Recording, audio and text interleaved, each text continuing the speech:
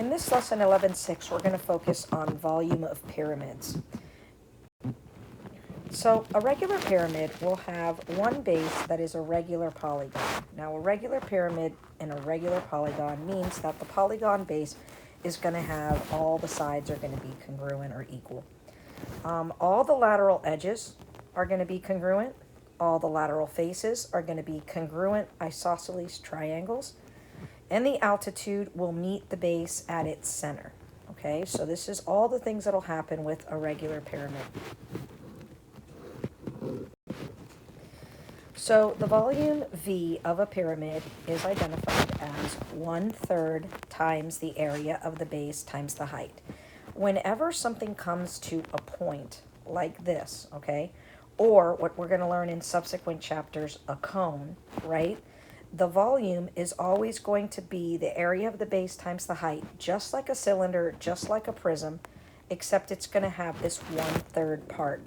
Because what happens is, as the item comes to a point, right, it's losing 2/3 of its volume capacity from if it was just a prism, okay, or a cylinder, right? If it was the same width throughout, and this was up, okay, like, a prism. I know this is a terrible drawing or whatever, but if it was a prism like that, then, you have all this extra area for volume. But because you're going to a point, you're losing volume. And so it's going to be 1/3 of what the volume of a similar prism would be.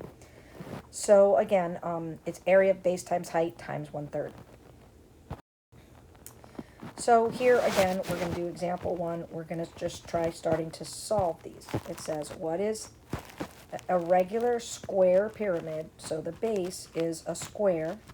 It's a regular. Once it's a square, I know it's regular because a square has 4 equal sides.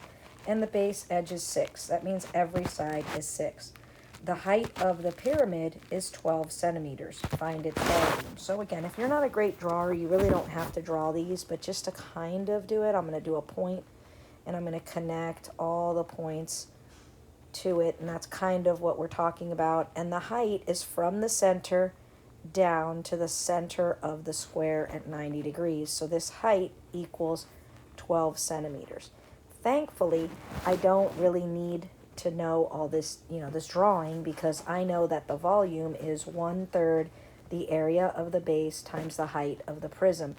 The area of the base, since it's a square, it's 6 squared, or base times height, 6 times 6, right?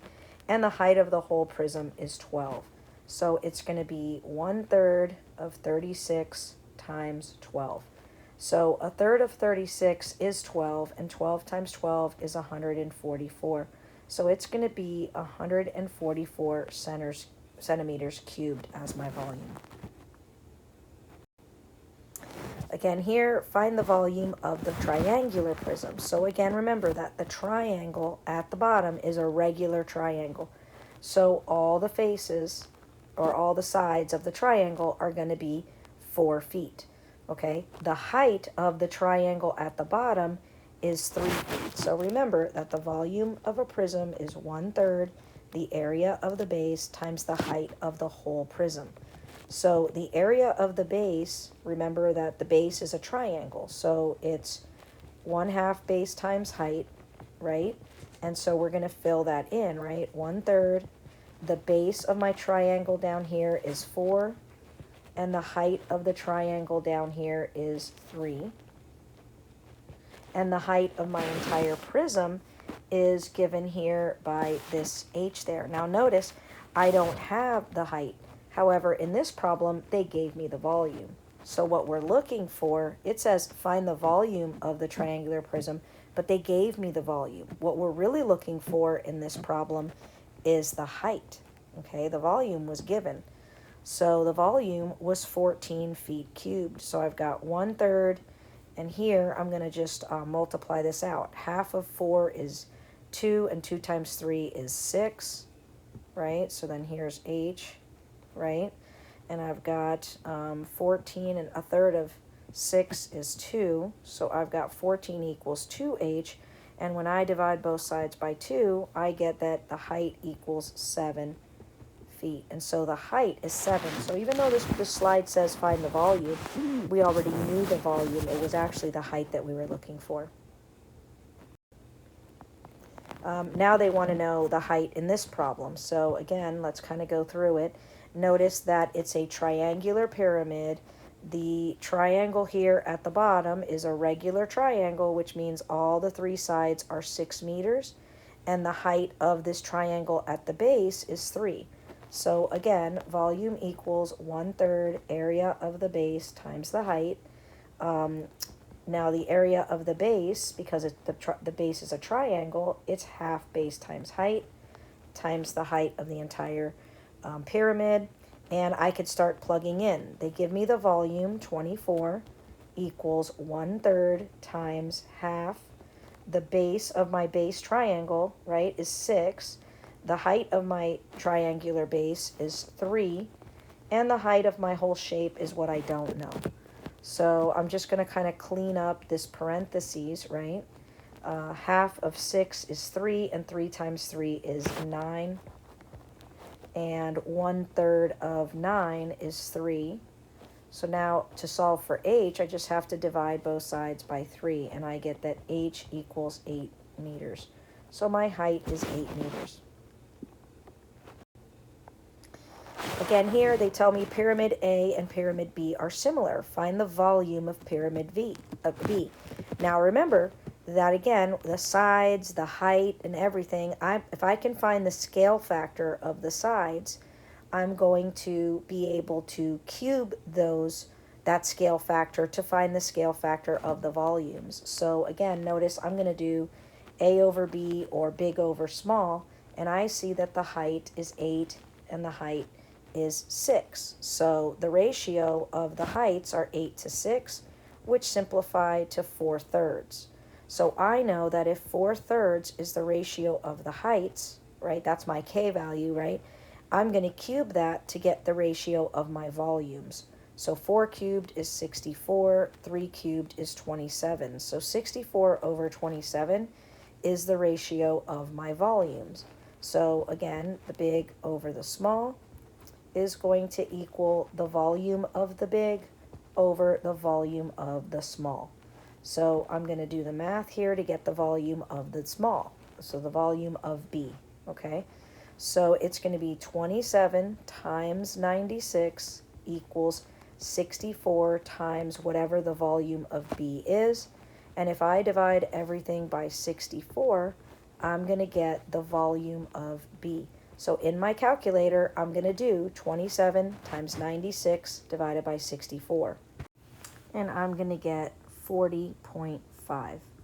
And so I know that 40.5 meters cubed is going to be my volume. So volume is 40.5 meters cubed. And again, I know this because I set my original scale factor of the sides, I cubed them, and that's the scale factor or the proportional ratio that I'm going to use to solve the volume of the small one. And then again here we've got the last thing is the volume of a composite solid. And so we see that it's a cube at the bottom and it's a pyramid at the top. So I know that the composite solid is going to be the volume of the cube, right, plus the volume of the prism. Or the pyramid, rather, I'm sorry, of the pyramid. So let's find the volume of the cube. Well, the volume of the cube, remember, is the area of the base times the height. The area of the base, it's a 6 by 6 square, so it's going to be 6 by 6, and then the height of the whole thing is 6. So really, it's going to be 6 cubed, or 216 meters cubed. So the volume of the cube is 216 meters cubed. Now I'm going to do the volume of the pyramid.